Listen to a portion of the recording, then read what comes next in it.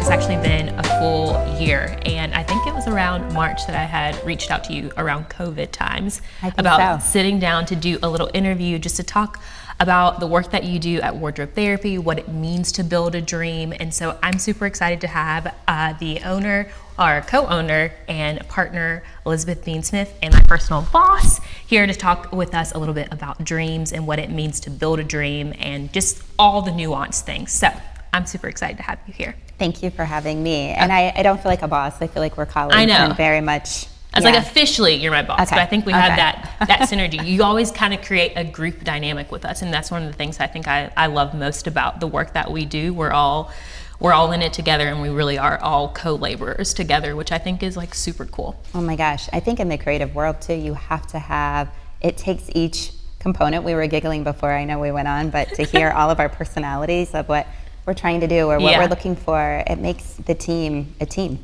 Yeah. So why don't we'll dive right into these questions. I think you guys are gonna love these. Many of you have like reached out and asked a little bit about like, what does it mean to be a stylist? And I think that's one portion of this conversation that we're gonna have. But I think a lot of it's about, being intuitive, realizing like when you need to pivot. We're gonna talk a little bit about what it's like to kind of be in the fashion space in general and how we both think, I think you kind of happen upon being a stylist rather than like, I want to be a stylist, if that makes any sense. So Absolutely. First things first, tell us a little bit about your background, where you're from, how you knew that fashion was the thing for you. I am from a small town in Ohio, and I grew up with an older sister and my parents, and I always loved fashion. I felt like as I got older, I knew that I wanted to go to school for fashion, and so I started at Bowling Green. Okay. And they have a wonderful fashion merchandising program, and they do a 2-in-1, they call it, with the Fashion Institute of Technology in New York City. And so really that is about, you go and get your bachelor's degree from Bowling Green, and then you go on and get an associate's degree from the Fashion Institute. So they call it a 2-in-1. Yeah. So I went on to New York and began my year there, and it was really more on the design or the creative side. And as you work with your group there, and it's really a hands-on experience, it's all about the internship and getting to know the industry so much better and having them help place you where you belong. So I thought that really it would be more on that design side, a little bit more of that creative side, but my professor helped to lead me and say, really, I think you would be very strong and talented on the styling side, and to go more in that direction, which is what led me to internship with Armani, and I loved it. I didn't know that. Yeah, and I had a wonderful experience there and met really cool people from the backside that ended up, actually, as I moved on and came back to Ohio for my first job for Express, I realized they knew many of the directors that I had interned with in New York. So it was really it all came full circle. That's kind of one of the things that I do love about the fashion industry is it's such a small circle of people and how interconnected everyone is. Be careful. It's like I know, everybody. you better, you be nice everywhere. That's right. Because it's you just small. don't know where it will come back. Okay, so you did the dual program, then you came back to Columbus after your internship at Armani, and then you started at Express. I started at the home office at Express as a visual coordinator. What was that like? What is a visual coordinator? A visual coordinator is the person who helps do all of the layouts for the store, so for the visual team. So we work with the buyers, we know the product that will be placed for that season, and then we set tables, we set mannequins, we really make the store look beautiful. It's all about beautifying the store and then making it easy to write up a document that can go out to the total company so that every store can basically put the replicate directive together. Okay, that's cool. I did that when I was working at Sea Wonder in New York. I remember getting the visuals and you'd go through, and make sure everything was set to a T and you followed it like a Bible. You got it. You got it. And so that was really that first year. Then they realigned and pushed me more into, I became a junior stylist. Really my passion there was working with the mannequins, Okay. setting all of the looks, working with my boss, who I adored. He was very creative and challenged me to understand, you know, what would help sell, thinking of numbers, understanding how deep they bought a product, what we should, you know, focus on, but then how to make it incredibly influential so that people would be inspired to want to buy it. Oh, cool. So it was really learning, and we opened a ton of stores at the time called dual gender. So really that was kind of the beginning. This is going to age me a little bit, to show express and structure, to put it all as one as an express. So then it was express men's and express women's, and they called that dual gender. So we traveled then with our team to Los Angeles, to New York. We were always trying to be there before the head of the entire company would come and give us, you know, the lowdown to say, this looks great, or, oh my gosh, you did not carry out the vision that we, you know, wanted you to do. So cool. So it was really interesting. That's super cool. Okay, so you did visuals, transitioned into styling, which is a whole thing. You traveled a lot. We traveled a lot. So at what point did you start feeling like, okay, I've been doing this for a while. I obviously love my work, but like the traveling is a lot. Where did you feel like you needed a pivot? Like when did that come along when you felt like, I think I might be done with this? Absolutely. You know, our team was so strong at the time, and I watched as my colleagues began to leave to go to other styling or visual positions, whether it be in Gap in California, or they moved to Nike in Oregon. As they moved away, I realized I really loved our team, and I felt I didn't know people in Columbus. I worked all the time. I was with my team. So when they left, I realized they needed to find something that really inspired me again, because it was a totally different place to work at. Yeah, as you know, when your people that you adore and move on, and I realized I didn't really want to climb that corporate ladder. I wanted to do maybe my own thing, and I had a good friend. Her name is Meredith Pacine, and she owns Honey Rose and Kay. And we worked together at Express. Wait, Meredith? That's how we met. Oh, I didn't know corporate, that. and she was on the visual team. And so she had left prior because she was having a family, and we still continued coffees and things like that. And we then chatted about, you know, starting a company and doing something similar down the road after, you know, after she had her little guy. So that's how it all came to fruition, really. Okay, that's so cool. I didn't realize that you had known Meredith back from your Express days. Absolutely. It just goes to show everything really is like a small circle. Okay, so let's talk a little bit about wardrobe therapy. Okay. So you started the company in 2006. Right. This question is actually twofold. So the first part, before dreaming up wardrobe therapy, did you ever think about being a business owner? Like, prior to going to Bowling Green and FIT, was that something that you ever thought of? And then the second part of that question is, when did you realize that you had a true business idea that had legs and that you could actually grow it? I definitely don't think I ever thought of being a business owner. I really thought I would be a designer, or, you know, like in LA or New York. I thought that would be where I would end up. But I think really, you know, having, I knew that we had legs. Meredith and I were together for about a year, and then her family, you know, was very important. They were little.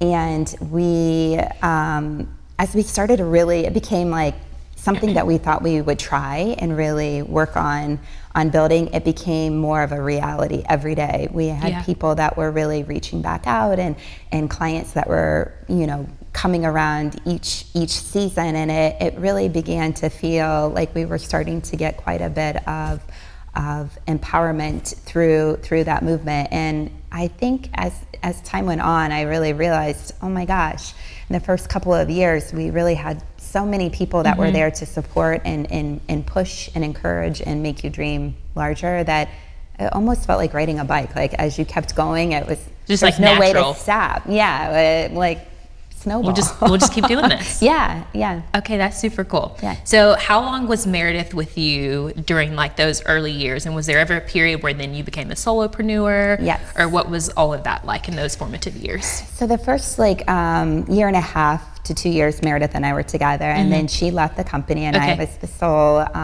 owner, and that was, really hard. I'm very much a people person, and I really enjoy feedback from others. Right. So that became a little bit lonely. I think, really, when I think about it, I had good friends in the industry who supported and would give advice or encouragement, but it definitely was difficult because when things happened that I wasn't prepared for on a managerial side, a business side, as a woman, I took things emotionally. I was like, what did I do? Or what warranted that? Or I found that I needed really to keep finding that team even when it didn't feel like we had the funds to be able to do that, because I really found more and more strength from more people that we were put in front of. And it just, like that synergy. Like everything, the synergy, the value that each member brings is so important to a team as a whole. So cool. Okay, so then at what point, because I feel like we have to talk about this because a lot of people talk about this in the world, of like being a solopreneur, you obviously have a family. Like what was it like during those early years to also like balance having a family with the company, and like how did you prioritize your time to be able to be in both places, if that makes sense? I know. Oh gosh, we have a picture when I had Alec, my 10-year-old son now, in the hospital. He was born December 7th, of me on the phone selling a gift card, and my parents were like, really? What are you doing? We didn't have anyone. I mean, when they called the number, they were calling me, so if they didn't know that I was pregnant, I was like, yes, we'll get a gift card to you immediately. And then I'd look at my husband like, you can get that, right? So when I think about how far we've come with that, I wasn't the greatest at always saying no, because I felt like I had to. We were maybe at that point 5 years old, not quite 5 years old, and just really getting really wonderful legs. I didn't feel like I could say I'm going to take the next 3 months off and not. Well, you didn't have that luxury. Yeah. So, but our patients were really our clients were very patient, and so it worked. All of that works out, but I also think family. I mean, having my family there and having a wonderful care provider who we had in Miss Holly, we will feel forever fortunate that she could help so much and really help to balance that, so that I could begin to put parameters to say I can't work evenings. I can't do every weekend. I'll try to do some weekends, but I can't do all. And then really feeling that for all of our colleagues, everybody we work with, understanding we all have different things we're working in our life, to make sure that we all have that work-life balance. And I think that's like such a key thing to talk about, because a lot of women, especially younger women, we feel like we have to take it all on and that we have to be capable of doing it all. And I'm like guilty of that. Like in the conversations we've had is like learning how to like pull back and to put boundaries, because like when you do have boundaries, you're able to like succeed for longer rather than like just a short period of time of being able to succeed. So yeah, that's something that I have definitely learned, and you have been a key player in helping me like grab a hold of that lesson. Like you don't have to do it all. You don't. You can just take it one day at a time. I appreciate that you think you will, but you do, but you don't. But not at the expense of like killing yourself. No, absolutely. Yeah. So, okay, so let's fast forward some years forward. 15 years in business. This past August was going into your 15th year. Team of 5 stylists. You have a business partner. So many amazing things have happened for Wardrobe Therapy. Did you ever think the company would grow to this? And what are some of the ways that you're still dreaming big for Wardrobe Therapy? I don't know if I ever thought that we would grow to this, but only because I don't know if I ever stopped to pause to think, what if we didn't? It really was more, oh my gosh, we found, Christy years ago, and I just felt like such a connection, and she did such a great job. And then, we found you, and it was like, you find those people, and then, of course, adding Megan and Ben, you find the different people that add into the team to make it right.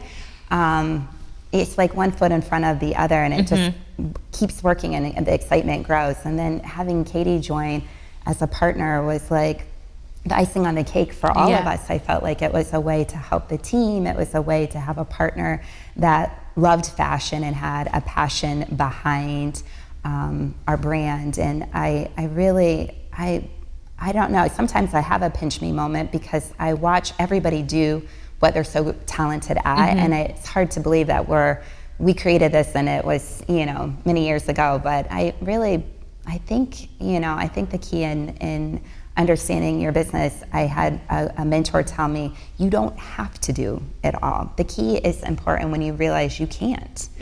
When you need to hire someone in and say, can you do that? So I don't have to do that. I'm not great at that. I don't really know what I'm doing. I mean, I feel like we all recognize that as a team when we're together to be like, do not count me for that. I will fail miserably on you, and I apologize. But I think that's also what makes us successful, is to know what we know our lane, and we maintain that lane, and then it helps to get to the next level. Yeah.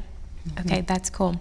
Okay, since this segment is all about building dreams, what would be your advice to a woman or any entrepreneur really who wants to build their own company? Like, if you could give one piece of key advice, what would that be? One, or you can give us a couple. We like many things, so give us a few. Okay, I really feel like, to the point I've watched with younger colleagues that I adore, and all of the pressure of, I need to do this and I need to get there now, of taking those what feel like smaller positions and really allowing yourself to be the best at that position, and then you can go on, to the next. I really believe my retail days I worked at A&F, I worked at Express in the store. Really helped me to understand people. Customer service is an integral part of, a huge part of our company.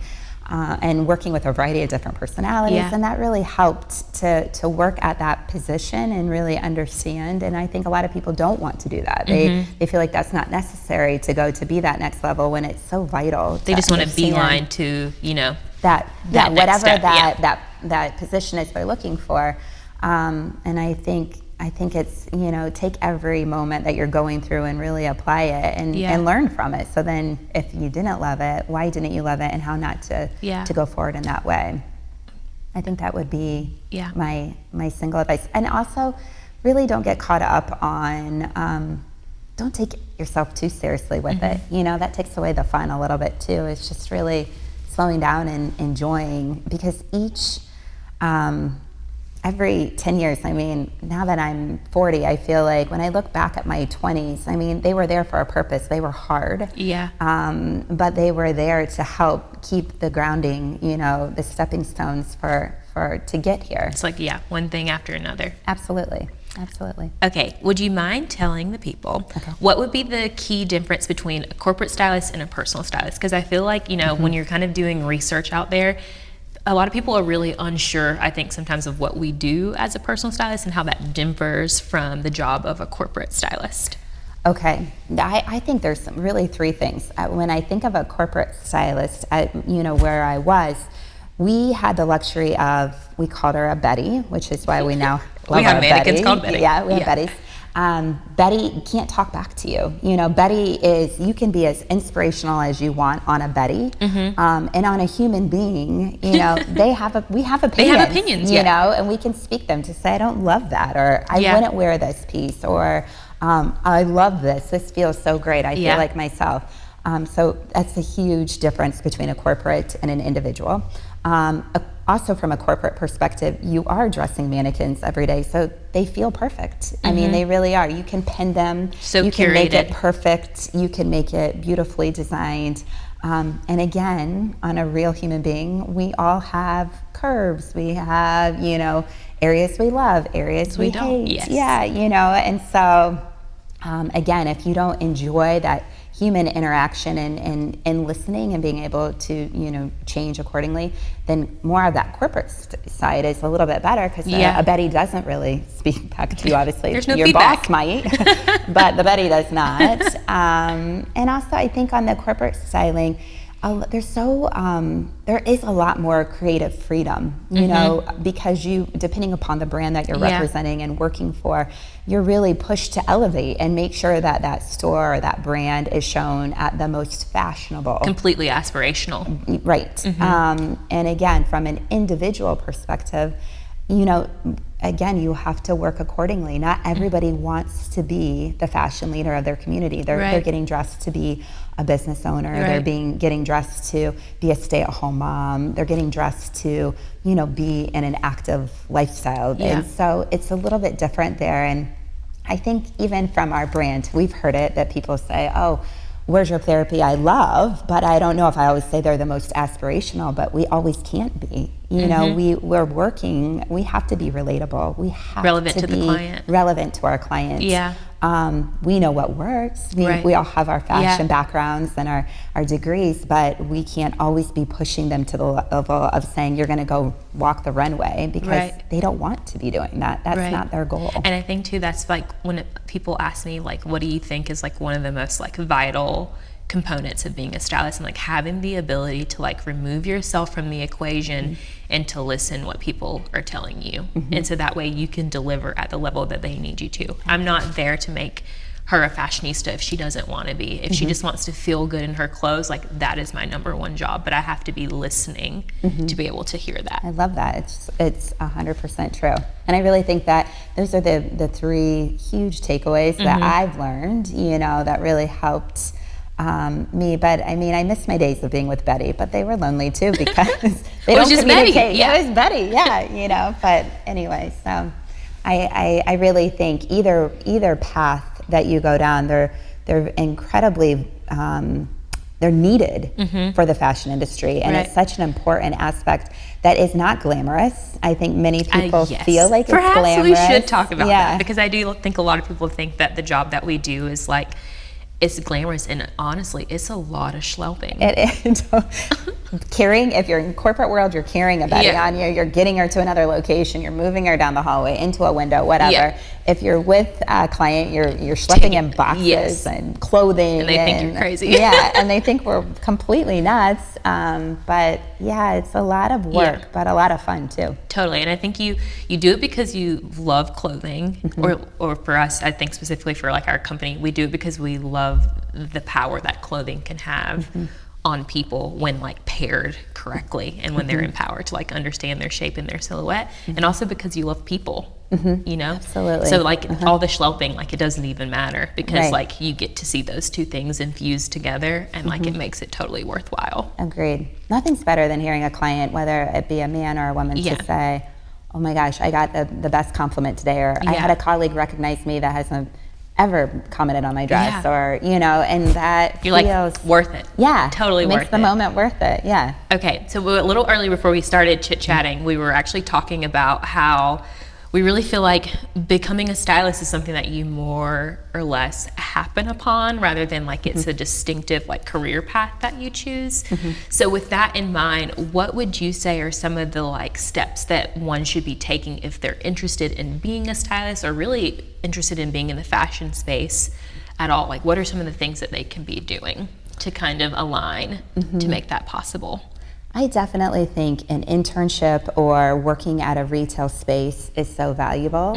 Like we said, just to see all different shapes and sizes, personalities, working with the public, really, you know, and pushing yourself to try things on or put things together that maybe you wouldn't normally do.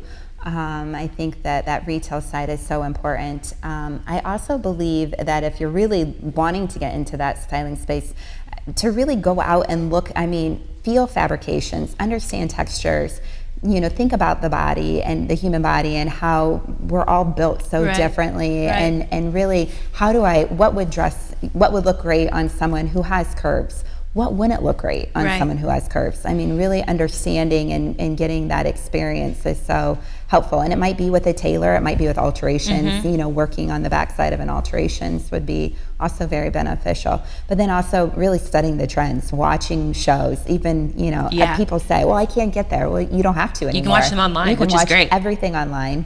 and really notice what was big for that season, and you'll see it carry over in each designer. And if you can recognize that, and then recognize, okay, that is so viable, everybody will get that trend, and then recognize, oh my gosh, that is a really difficult trend to pull off. And you have to be X, Y, or Z, you know, is so helpful in being relatable on that side of a stylist, even for a celebrity stylist. I mean, celebrities have opinions and ideas too, so they want to put on what they feel great in as well. So it really, you know, making sure that you understand all of the things that lead up to that, and knowing different brands. I mean, brands are evolving all the time, and knowing where to shop and get those brands effectively for your client. I remember when I first made the correlation that like I wanted to be a stylist, because I don't know if like many of you know this, but I originally wanted to do like social media marketing for fashion brands, and I had been doing freelance styling, but never like actually thought about it as like a viable career opportunity. And when I actually made the connection, that I was like, I think I could actually do this like for a living.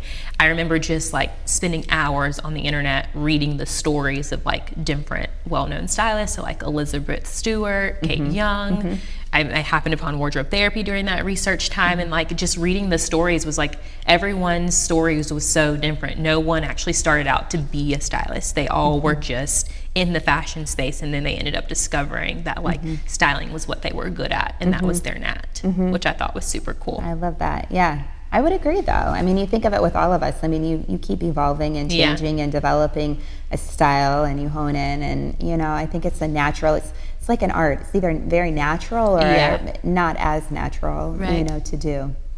Well, I feel like that's a perfect place to end. Well, thanks so much for joining me. I think this is great, and I think people will love learning a little bit more about your story. And if you guys want to find out a bit more about wardrobe therapy, you can pop over to www.wardrobetherapyllc.com to find out a little bit more about our company and Elizabeth and all the cool work that we get to do on a daily basis. But until then, I will see you next time. Bye.